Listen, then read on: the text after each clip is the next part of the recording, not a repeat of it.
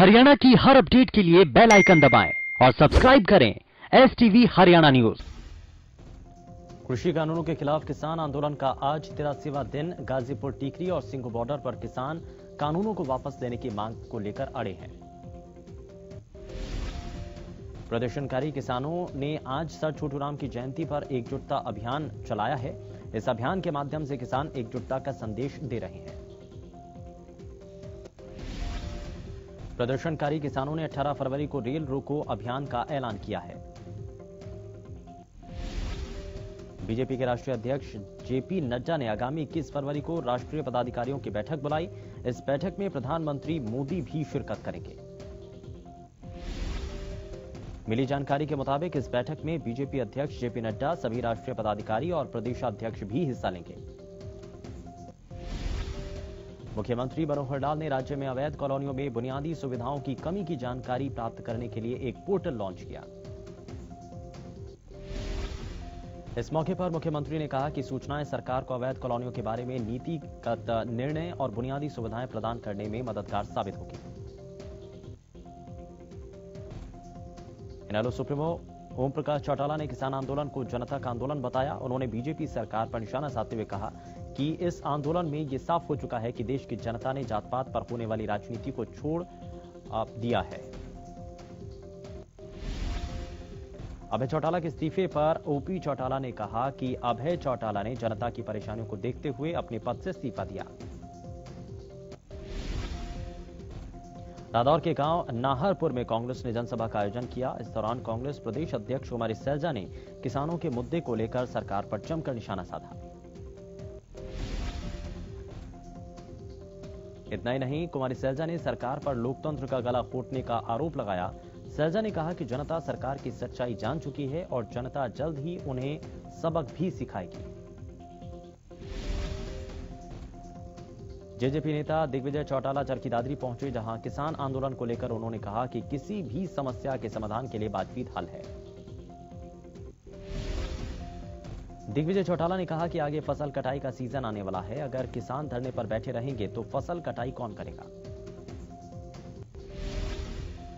कृषि कानूनों पर निशाना साधते हुए सुरजेवाला ने कहा कि आज सारा देश इन कानूनों को काला बता रहा है। अगर ये कानून लागू हुए तो मंडियां खत्म हो जाएंगी। केंद्रीय राज्य मंत्री राव इंद्रजीत सिंह सोमवार को रेलवे की करीब 14 करोड़ की योजनाओं का शिलान्यास और शुभारंभ किया।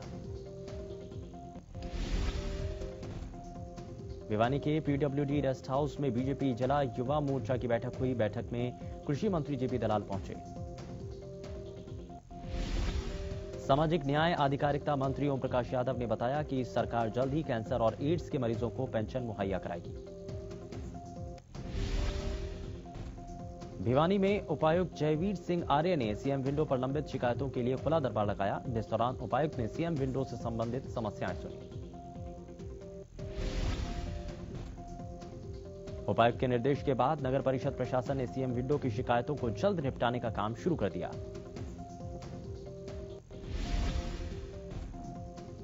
स्वास्थ्य विभाग ने एक बार फिर कोरोना मुक्ति के लिए सोमवार से व्यापक स्तर पर वैक्सीनेशन अभियान शुरू किया है।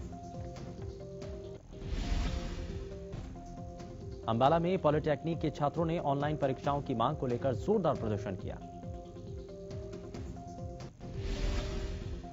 छात्रों ने कोरोना का तर्क देकर मांग की कि अगर उनकी पढ़ाई ऑनलाइन हुई है तो परीक्षाएं भी ऑनलाइन होनी चाहिए। तो शाम के पिंजोखरा गांव के एक युवक को बुलेट बाइक में पटाखे वाला साइलेंसर रखना महंगा पड़ गया। पुलिसकर्मियों ने बुलेट बाइक का 33,500 रुपए का चालान काटा।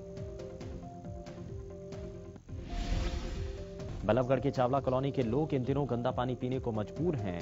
इस कॉलोनी में करीब 200 घर हैं और पिछले एक सप्ताह से गंदा पानी सप्लाई हो रहा है।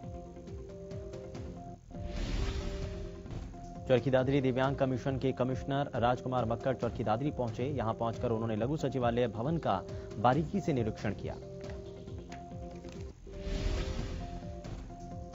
अंबाला रोडवेज डिपो अपने बेड़े का विस्तार करते हुए अब अंबाला से लखनऊ बस चलाने की योजना बना रहा है।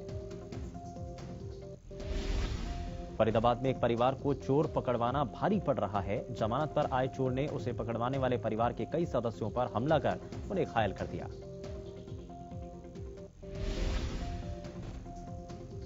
पानीपत के बत्रा कॉलोनी में एक बच्ची का भ्रूण मिलने से इलाके में हड़कंप मच गया। लोगों ने जब बच्ची के भ्रूण को देखा तो पुलिस को मामले की सूचना दी गई। प्रदेश में कोरोना के आंकड़ों में लगातार गिरावट जारी है। बीते 24 घंटे में 108 नए मरीजों की पुष्टि हुई। प्रदेश में अब तक 3039 मरीजों की मौत के मामले सामने आए। इसी के साथ हरियाणा में अब तक कुल 2,69,154 केस सामने आ चुके हैं। आज देश भर में बसंत पंचमी का त्योहार मनाया जा रहा है। आज के दिन विद्या की देवी मां सरस्वती की विशेष पूजा अर्चना का महत्व है। पानीपत के जाठल रोड स्थित ओम कॉलोनी में चोरों ने बंद पड़े एक मकान में अपना निशाना बनाया और चोर करीब 2.5 लाख रुपए के गहने और 3 लाख नगद चोरी करके ले गए।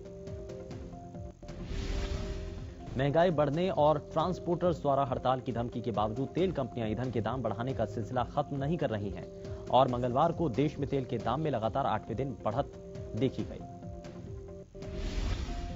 इस बढ़त के बाद दिल्ली में सामान्य पेट्रोल की आज कीमत बढ़कर 89 रुपए 29 पैसे प्रति लीटर हो गई और आज पेट्रोल के दाम में 30 पैसे तो डीजल के दाम में 35 पैसे प्रति लीटर की बढ़ोतरी हुई। जींद यूनिवर्सिटी के रजिस्ट्रार राजेश पुनिया को पद मुक्त किया गया। रजिस्ट्रार पर भर्तियों में गड़बड़ी के आरोप लगे थे। रोहतक हत्याकांड में 3 साल के मासूम की मौत हुई। मासूम ने इलाज के दौरान पीजीआई में दम तोड़ा। रोहतक हत्याकांड में अब तक मरने वालों की संख्या 6 हो चुकी है।